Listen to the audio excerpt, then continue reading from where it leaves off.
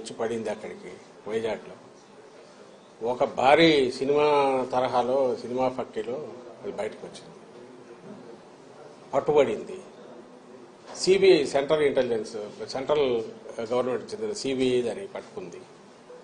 ఓ పక్క అది జరుగుతుంటే అసలు వీళ్ళు పెట్టి వాళ్ళు చేస్తున్న ఆరోపణలు పైత్యం ఎక్కడికి పోతుందంటే, సరే సోషల్ మీడియాలో ఎవడో కింద లేయర్లలో ఉండేవాళ్ళు ఏదో చేస్తే ఉంటే పార్టీ అధ్యక్షుడు, ఆ పార్టీ వాళ్ళు పెట్టిన జాతీయ ప్రధాన కార్యదర్శి అతని కొడుకు లోకేష్, వాళ్ళు కూడా ట్వీట్లు పెట్టడం.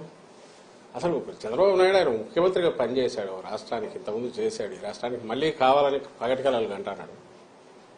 అతని కొడుకు ఫ్యూచర్లో ఎప్పుడన్నా అయిపోతానేమో అని అతను పగటికెళ్ళాలి అంటున్నాడు.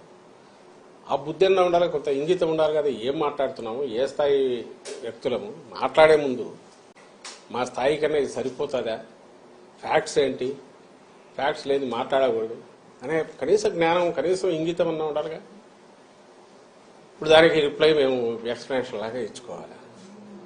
ఇప్పుడు అలా జరిగిండేది ఒక అసలు నిజంగా అది దేశంలోకి వచ్చింటే భయంకరంగా ఉండేది. లక్కీగా ఇంటి రావడము పట్టుకోవడం అనేది ఒక పెద్ద రిలీఫ్, స్టేట్కే కాదు దేశానికి కూడా. అంత భారీ ఎత్తున వచ్చిందంటే అది ఎక్కడికి టార్గెట్ పెట్టుకున్నారో, ఎవరు పెట్టుకున్నారో అని అనుకుంటే, ఇప్పుడు వీళ్ళే అరిచే అరుపులు చూస్తుంటే వీళ్ళే ఉన్నారేమో అనిపిస్తుంది. అట్లాగా కంపెనీల్లో ఎవరున్నారని తెలిస్తే అంతా ఈ కుటుంబాల దగ్గరగా ఉండేవాళ్ళు, బంధువులు. సాక్షాత్తు ఆమె ఈయన చంద్రబాబు నాయుడు వదిన, ఇప్పుడు BJP state president Purandeswari, NT Rama Rao గారి కుమార్తె, ఆమె కొడుకు ఒక కంపెనీ దాంట్లో కంపెనీలో ఉన్నాడు. ఆమె వియ్యంకుడు ఆ కంపెనీలోనే పార్ట్నర్ అనుకున్నారు. వాళ్ళు ప్రమోట్ చేసిన కంపెనీనే తర్వాత డివైడ్ అయ్యింది, ఒక్కొక్కరు ఒక యాక్టివిటీ చూసుకుంటున్నారు. బయటకు వచ్చి మేము అటాక్ చేసి వీడు సంజయ్ శివార్ వాళ్ళు టీడీపీ వాళ్ళు అట్లాంటి వాళ్ళు ఉల్టా ముందే అందుకొని హడావుడిగా రాత్రి నుంచి పొద్దున్న నుంచి ఉదరగొడుతున్నారు. ఇప్పుడు ఇది కాదు, ప్రతి దాంట్లోనూ వాళ్ళు అలాగే చేస్తున్నారు ఫస్ట్ నుంచి ఇప్పటి వరకు. ఇది మళ్ళీ ఎన్నికలకు పోతున్న సమయంలో దీన్ని తీసుకొచ్చేసి మా మీద బండ వేస్తే మేము ఇది చేయాలి. ఇది ఖచ్చితంగా మేము అనుమానించేది, ఇది ఒక పెద్ద రిలీఫ్ దొరకడం అనేది. అదే గన ఊహించలేకపోతున్నాం, అది గన తప్పించుకొని బయటకు వచ్చింటే ఇది ఖచ్చితంగా టీడీపీకి సంబంధించిన నాయకుల రోల్ ఉందని గట్టిగా అనుమానిస్తున్నాం. మామూలుగా అయితే రిలీఫ్ ఫీల్ అయ్యేవాళ్ళం, అయితే వాళ్ళ ఉలికిపాటు చూస్తుంటే, వాళ్ళు దాన్ని తెచ్చి మా మీద వేయాలని చూస్తుంటే, ప్రభుత్వం మీద వేయాలని చూస్తుంటే, వైఎస్ఆర్ కాంగ్రెస్ పార్టీ మీద నింద వేయాలని చూస్తుంటే ఇప్పుడు అనిపిస్తుంది వీళ్ళు తప్పించుకోవడానికే మా మీద నింద వేస్తున్నారని. దీని మీద ఖచ్చితంగా చంద్రబాబు నాయుడు, ఆయన కొడుకు, ఆయన వదిన పురంధేశ్వరి, వాళ్లకు సంబంధించిన వాళ్ళు, ఆ గ్యాంగ్ ఎవరో ఉన్నారనేది గట్టిగా అనుమానిస్తున్నాం. ఆ మేర కన్సర్న్డ్ ఏజెన్సీస్ కూడా మేము పిటిషన్లు పెడుతున్నాం. ఐ థింక్ సిబిఐ యాంగిల్లో కూడా చూడాలని మేము భావిస్తున్నాం. సార్ అంటే ఈ రోజు డ్రగ్ కేసు టెస్ట్ కేసు చూస్తా ఉంటే టీడీపీ వాళ్ళతో లింక్ అప్ అయిన ఫోటోలన్నీ కూడా బయటకు వచ్చినాయి. మొన్నేమో పవన్ కళ్యాణ్ ఆంధ్రప్రదేశ్ ని డ్రగ్ క్యాపిటల్ గా మార్చేసిన ఆయన వీళ్ళు గ్రౌండ్ ప్రిపేర్ చేసుకుంటున్నారు. మీరు గమనిస్తే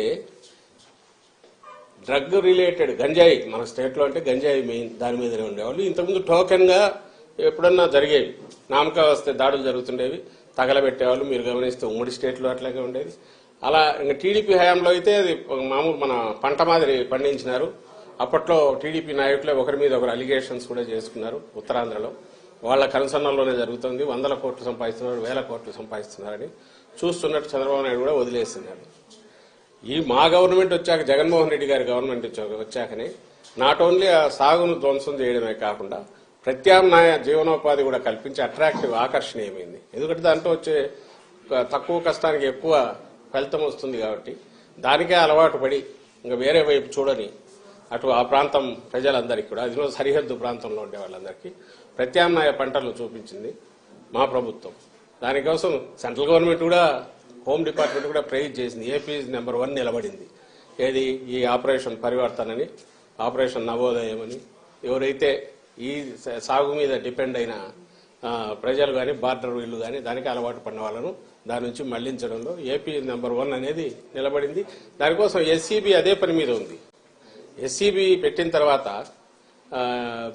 11,000-12,000 ఎకరాల్లో సాగును ధ్వంసం చేశారు.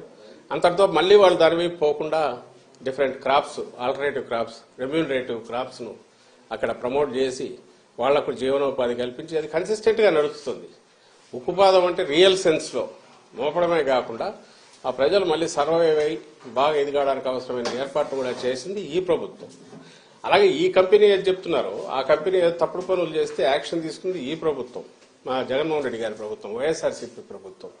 ఇప్పుడు ఇంపోర్ట్ చేసుకున్నారు, డ్రగ్ ఇంపోర్ట్ చేసుకున్నారు, డ్రగ్స్ దొరికి ఆయన కంటైనర్కి సంబంధించిన కంపెనీ.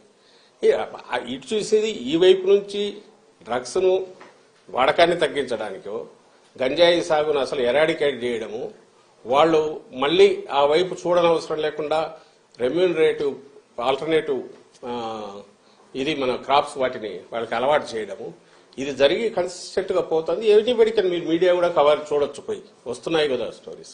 బార్డర్లో కట్టుదిట్టం చేశారు, స్పెషల్ ఏజెన్సీని పెడితే దాన్ని నువ్వు ఎలాగూ ప్రైజ్ చేయలేవు, నీ వల్ల కాలే. 14-19 మధ్య నువ్వు దాన్ని అసలు గంజాయి సాగు 3 పూలు 6 కాయలుగా నువ్వు నువ్వు చేసావు, చంద్రబాబు నాయుడు చేశాడు.